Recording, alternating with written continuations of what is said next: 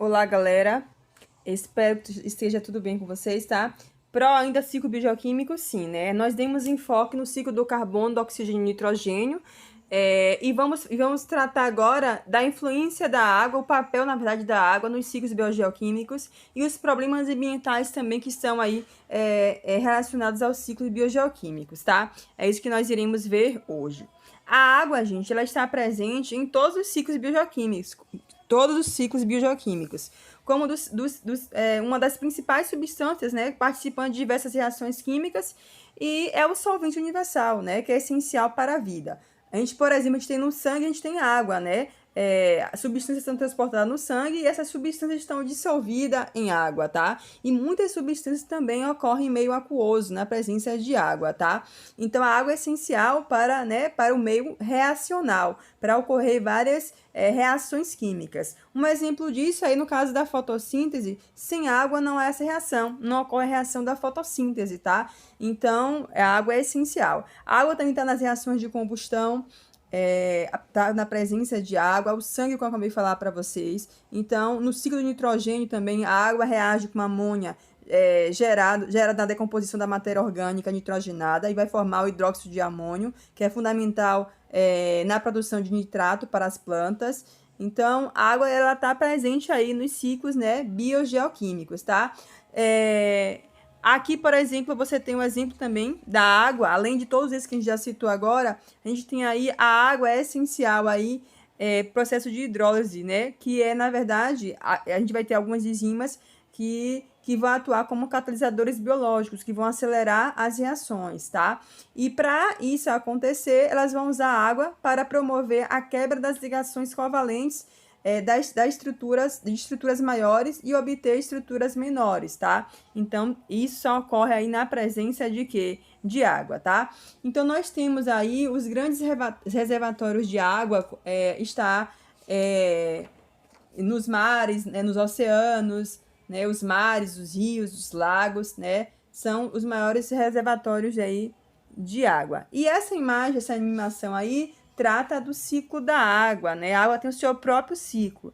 Nós temos o processo, os raios solares incidem, né, o calor na superfície da água, por exemplo, aí um rio, ocorre a evaporação, as plantas transpiram, né, isso, e vão formar lá as nuvens. Ocorre o processo de precipitação, né, vai começar a chover, que vai reabastecer os rios, os lagos, vai infiltrar e abastecer os lençóis freáticos. Ocorre também, né, o processo de condensação e solidificação, quando essa água cai, precipita em lugares frios, que vai congelar no estado sólido. Essa água também, né, do estado sólido, ela pode derreter, infiltrar e abastecer novamente os rios, os lagos, os lençóis freáticos. E assim é o ciclo da água, né? A água tem o seu próprio ciclo. Beleza, gente? Então, a água é muito importante, né? Como a gente já sabia. Agora, a gente vai falar sobre os ciclos biogeoquímicos e os problemas ambientais. Essa imagem aí é uma das coisas que a gente fala muito, discute muito, é o efeito estufa, né, no meio ambiente, tá? Então, os gases existentes na atmosfera terrestre, ele vai permitir a passagem de parte da luz solar, que são ondas curtas, tá? Ao atingir a superfície do nosso planeta, do planeta Terra, uma parte dessa radiação é absorvida e esquenta o planeta. E a outra parte é devolvida para onde? Para a atmosfera, na forma de radiação infravermelho, que já são ondas longas ou ondas longas de calor, certo? O vapor de água e os gases, como por exemplo o carbônico, absorvem muito mais essas ondas longas e devolve essa radiação novamente para a superfície do planeta, esquentando o que? Mais ainda. E isso é o que, gente? O efeito estufa, tá? O efeito estufa ele vai o que? Aquecer, esquentar o planeta, tá? E ao contrário do que muita gente pensa, o efeito estufa ele é essencial para a vida aqui na Terra, pois se não tivesse o efeito estufa, a temperatura da Terra apresentaria valores médios abaixo de 0 graus Celsius, e nesse caso a água estaria sempre no estado sólido. E a gente sabe que uma das características para haver vida na Terra é a água em estado que? Líquido. Então, se não houvesse o efeito estufa, né, possivelmente a gente não ia ter essa diversidade de vida tão grande que tem no planeta Terra. Ou melhor, possivelmente a gente não ia ter vida, né? Então, o efeito estufa ele é essencial. Só que a gente tem que se discutir, na verdade, é a intensificação do efeito estufa. Então, o efeito estufa é um fenômeno natural, ele precisa ocorrer para haver vida, tá? Só que ele vem se intensificando devido ao quê? Você está vendo nessa imagem aí uma indústria, uma fábrica, carros, que usam combustíveis fósseis, como o petróleo e seus derivados, tá? A queima do petróleo e dos seus derivados liberam gases na atmosfera, e gases esses que vão contribuir para a intensificação do efeito estufa, como o gás carbônico, certo? E vai o quê? Superaquecer mais ainda o quê? O planeta, tá? Então, a intensificação do efeito estufa, graças ao aumento da emissão desses gases estufa, causado pela ação do ser humano, né? Quanto maior for a quantidade desses gases potencialmente capazes de reter a radiação térmica presente na atmosfera, maior é o aprisionamento de calor. E isso vai ocasionar o que a gente chama de aquecimento global. E uma das consequências, né, desse fenômeno é o que, gente? O aumento da temperatura do planeta. E quando a temperatura do planeta aumenta, vai ter também outros problemas relacionados com isso, tá? Então, o que é que vai acontecer com esse superaquecimento do planeta? A água vai evaporar mais, né? Vai ter mais evaporação, porque a gente está fornecendo mais calor. E aí, isso vai alongar, por exemplo, as estações secas. Existem regiões do Brasil, por exemplo, que é muito seca, como, por exemplo, aqui a parte da Caatinga, aqui no Nordeste. Só que com a intensificação, né, do efeito estufa, o que que acontece? A água vai evaporar bem mais rápido, então vai prolongar essas secas, e é o que vem ocorrendo, né? Isso vai comprometer a vegetação, a fauna local e até a população humana que vive nesse local, tá?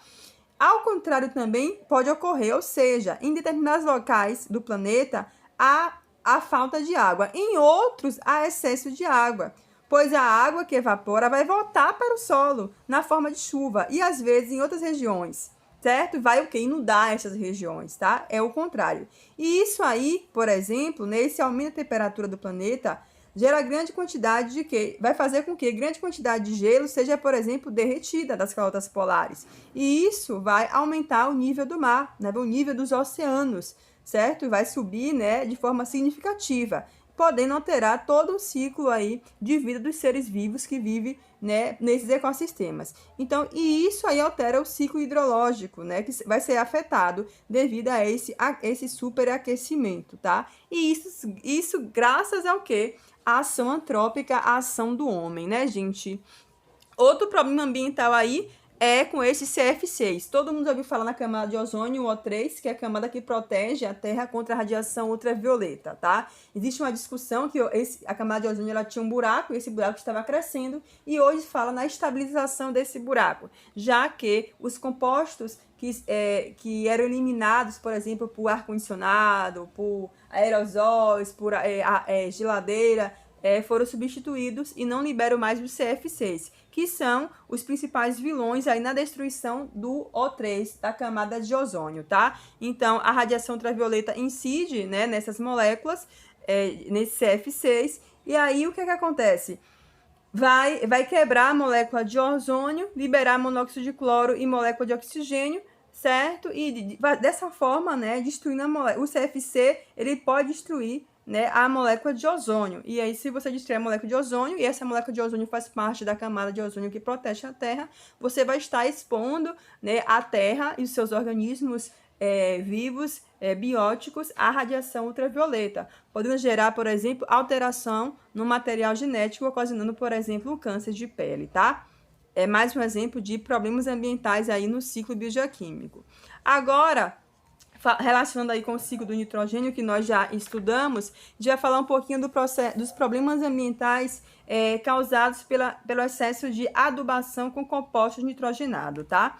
A agricultura, gente, ela é fundamental, né, para gerar os nossos alimentos, e para que ocorra essa geração de alimentos em grande escala, como vem acontecendo, né, e as monoculturas, precisa também de uma fase de adubação do solo com fertilizantes, que apresenta em sua constituição o quê? Nitrogênio, não é isso? Então, a gente já sabe que a maior parte do nitrogênio está onde? Na atmosfera. Então, a gente tem pouco nitrogênio encontrado aonde? No solo. Então, a adubação vai ajudar, né, a restabelecer a quantidade de nitrogênio no solo, certo? Então, e o que acontece com esse uso excessivo de fertilizantes nitrogenados? Qual que é a consequência, tá? Então, o uso excessivo de fertilizantes nitrogenados pode causar sérios impactos ambientais. As plantas conseguem absorver o quê? O nitrato no solo somente se estiver dissolvido em água. Como as condições do solo nem sempre são favoráveis, nem sempre tem água, como por exemplo aqui na região do Nordeste, para garantir sua sobrevivência, as plantas desenvolvem um mecanismo de adaptação, que é fazer o quê? Esse mecanismo é o quê?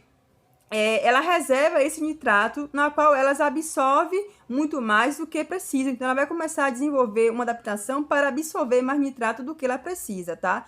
E essa estocagem de nitrato pode ser cada vez maior quando se aplica o adubo nitrogenado em excesso no solo. E as consequências desse excesso de adubação impactam diretamente o quê? O meio ambiente. E quais são esses impactos, tá? Então, essa imagem aí mostra, né, alguns desses impactos. O primeiro que a gente está vendo aí é o quê? É a intoxicação de ruminantes, tá? Esses animais ruminantes se alimentam de poácea, de capim, né, de pastagem, tá? O gado aí, por exemplo. Então, ao consumir essas plantas com alto teor de nitrato, ele pode apresentar um quadro de intoxicação. No processo de ruminação, há a transformação desse nitrato em nitrito, que é tóxico para esses animais, tá? Então, é uma forma de o quê? Fazer com que esses animais fiquem intoxicados, já que eles vão estar adquirindo plantas com excesso, né, de nitrato e vai transformar em nitrito, que é altamente prejudicial para esses animais, tá? Outro problema é a contaminação da água e dos rios e lagos no processo de oxidação da amônia a nitrato. Isso causa uma diminuição no potencial de hidrogênio no pH da água, tá? E essa diminuição de pH da água, a gente já sabe que vai causar o quê? O processo de acidificação da água e que pode ocasionar o quê? Por exemplo, morte de animais, como por exemplo aí a morte dos peixes, né? Em rios. Beleza, gente? Bom, e aí qual seria uma saída interessante para... sim, gente, sem falar na contaminação também, esqueci de falar dos lençóis freáticos, né? Porque devido a esse processo excessivo de adubação com fertilizantes nitrogenados, tá?